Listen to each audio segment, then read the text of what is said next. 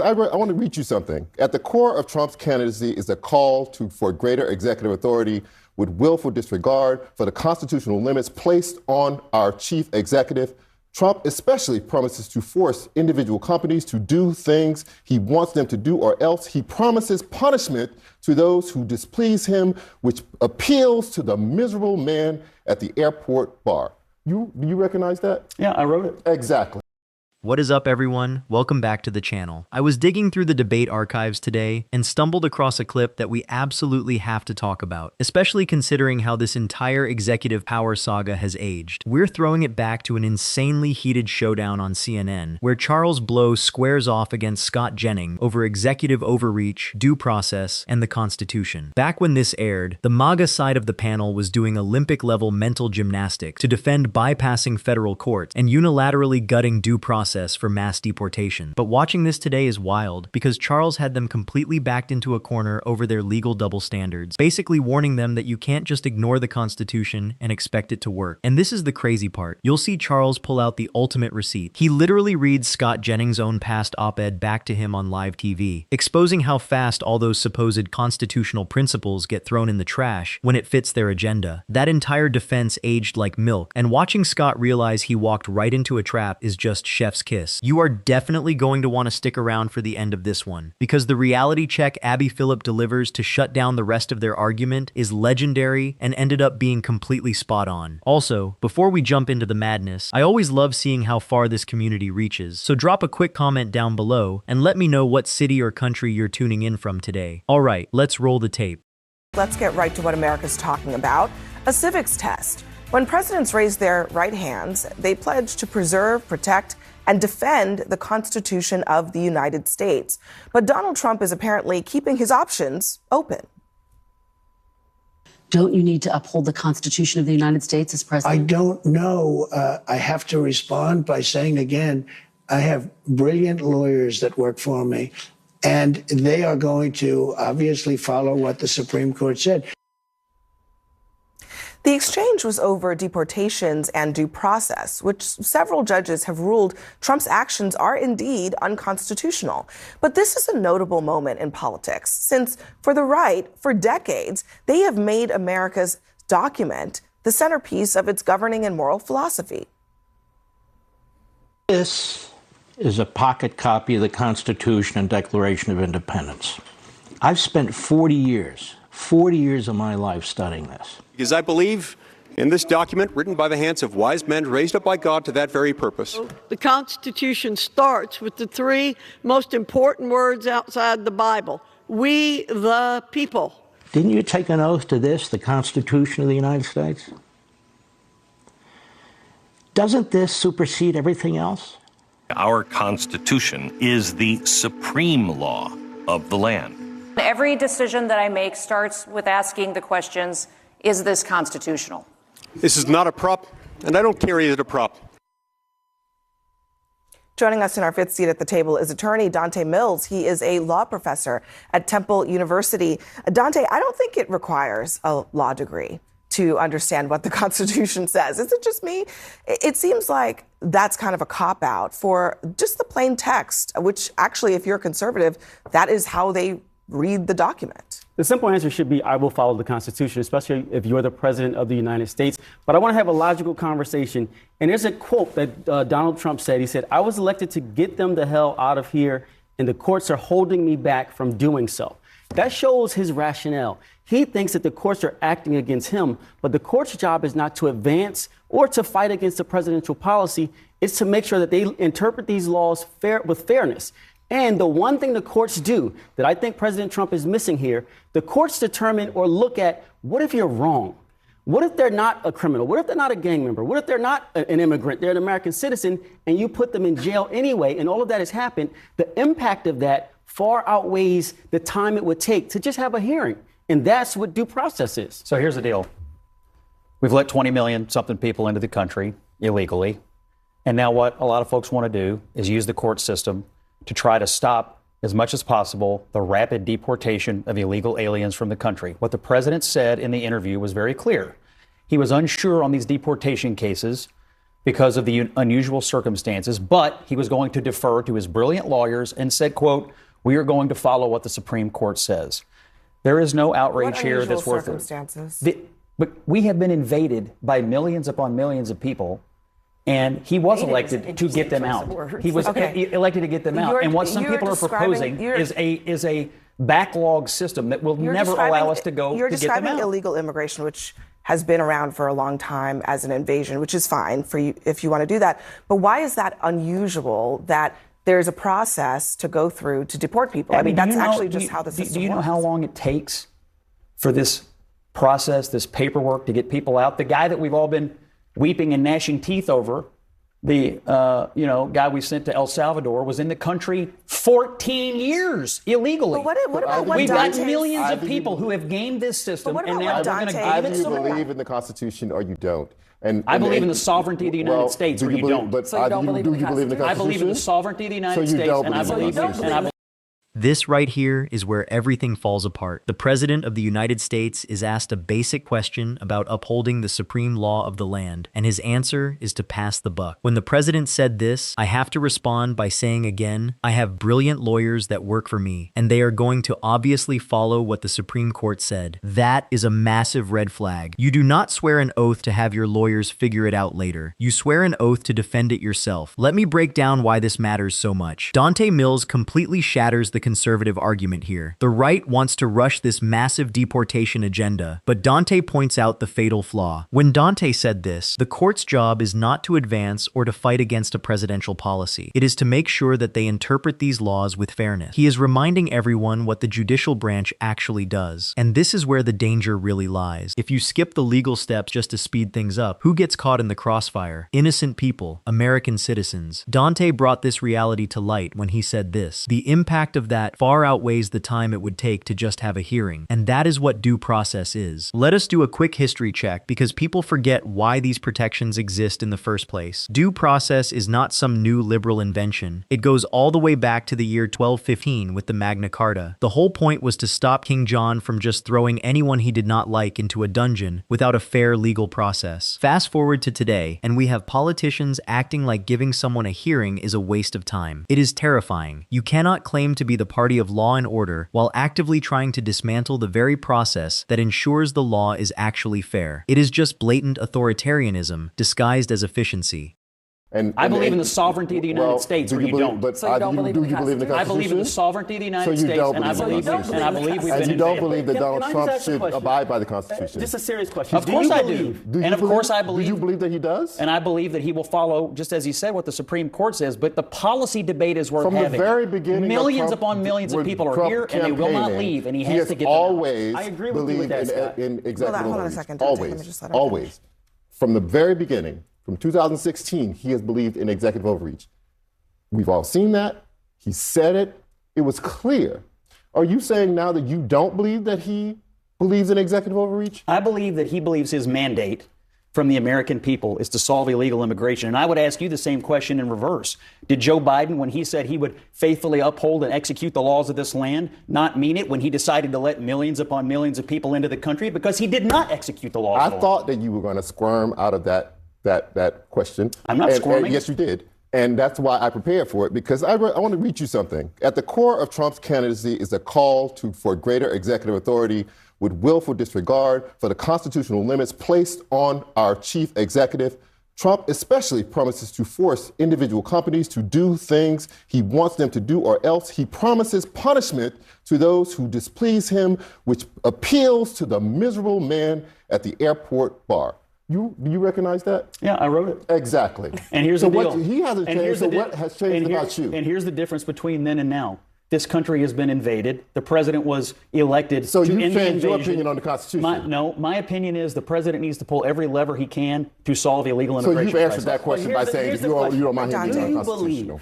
That every immigrant here is the same. You can't believe that because they're not. They're not. I do. There's some good, there's some bad. There's some criminal, I believe everybody who's here illegally is here illegally. Not all are violent, but all are here illegally. How do you differentiate if nobody gets a hearing, if you don't have due process? How do you distinguish one from the other? So what you're saying is every person that's here in this country is a criminal, is a gang member, No. should be thrown in jail. Every person who's That's here what's illegally, happening. every person who is here illegally is in fact a criminal.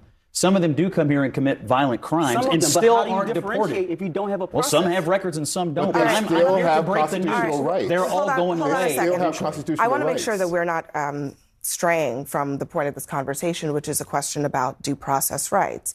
And so I'll just ask really quickly, do you believe that undocumented immigrants have to have due process rights, that that's constitutionally what they are entitled to? I'm unsure of what that means in the context of some of the cases that we've been dealing with in the news lately, because I've been looking at these people who have been here for 14 years, have been through numerous immigration courts. All right, well, I have a question about what does that mean? All right. Yes, Let I me- agree, let me- but what does it mean? Let me bring the Supreme Court into this since you brought them up. This is what two different Supreme Court justices have said about this issue in the past. Do undocumented immigrants have the 5 freedoms?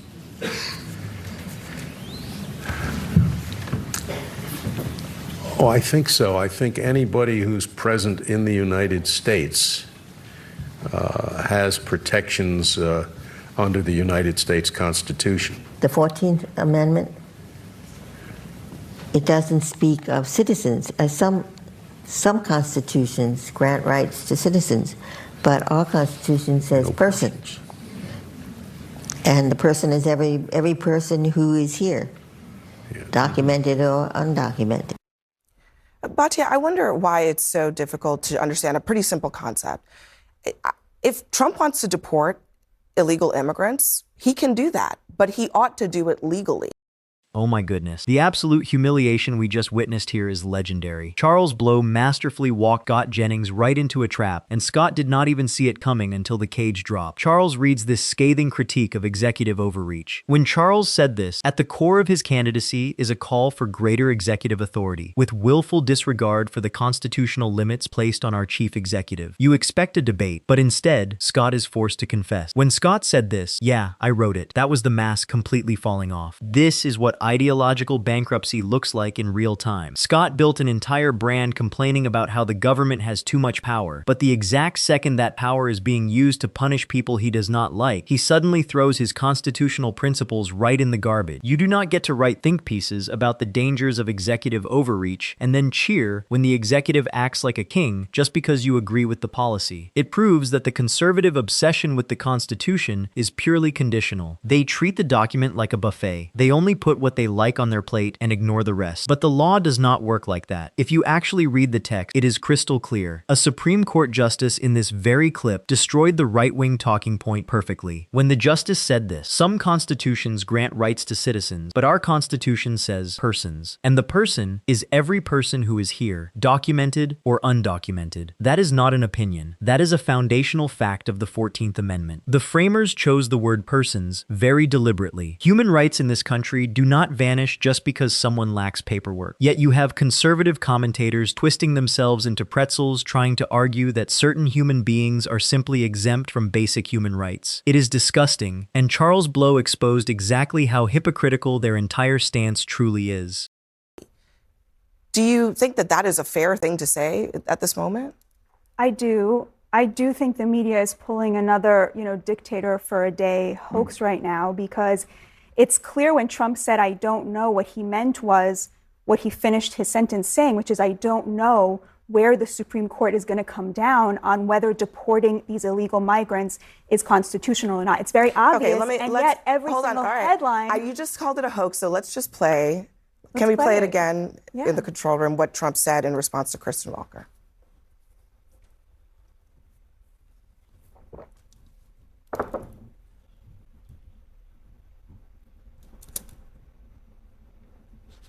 We're getting it up right now. Can I make another you need to uphold the Constitution of the United States as president? I don't know. I have to respond by saying again, I have brilliant lawyers that work for me, and they are going to obviously follow what the Supreme Court said.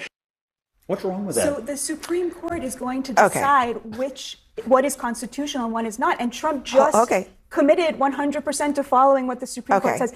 I want to make one more very quick point. There's another clip. Do we have the other one where he talks about whether citizens deserve due process? If we do, let's play that one. Your Secretary of State says everyone who's here, citizens and non-citizens, deserve due process. Do you agree, Mr. President? I don't know. I'm not a lawyer. I don't know. Well, the Fifth Amendment says I don't know. It seems it might say that, but if you're talking about that, then we'd have to have 1 million or 2 million or 3 million trials. So can I respond to that? Yeah. So what does it mean for an illegal immigrant to have due process? We would all agree that they do not have the same level of due process that we do. For example, we are entitled to a jury trial, and they are entitled to a hearing before an immigration judge. Do you know who the immigration judges work for? They work for the executive branch. They work for, which means that they work for Donald Trump, which you're means actually that making you're making a great of the due process that they get. But Donald Trump doesn't even want to give him even that due process. That. I mean, I think that's part of the problem. He is not sure the level to which they are entitled. She didn't ask about what level of due process. That's a very basic statement. No, I mean, the reason I'm jumping in here is because she did not ask him should they have a jury trial? Should they not have a jury trial? She just said whatever process they are entitled to. If they're immigrants and they're in an immigration proceeding, then yeah, you're absolutely right. It's a different type of proceeding. It's actually more of an administrative proceeding. It's a much lower standard as well. But still, even still, they are trying to circumvent that minimal amount of due process. Then why does and it the take so question long? is, let me give you why? an example. I'll give you an example. In the example of Kilmar Obrego Garcia, I believe he already got his due process. Yes. He had a deportation order. So for Trump to be asked, does that man deserve more due process? I think the answer is absolutely not. I don't want another dime of my taxpayer dollars to go to. He was not supposed to be sent to El Salvador. He had a deportation. Let's put Kilmar Abrego Garcia to the side for just I'm just using him as an example I know that you are. Of someone who I Trump also could think very legitimately say does not need any more due process. Well, it's not Trump's decision to decide that. I think that's the end of the story, is that it's not Trump who decides when the due process ends. It's a process for a reason. Or to unilaterally decide this person is good, this person is bad, because I saw a picture of fake tattoos or whatever it is. You have to have. They're not fake, by the way. But he literally committed to following what the Supreme Court says. But why does the Supreme Court have said bring the man back and he still has? That's not true. They said facilitate.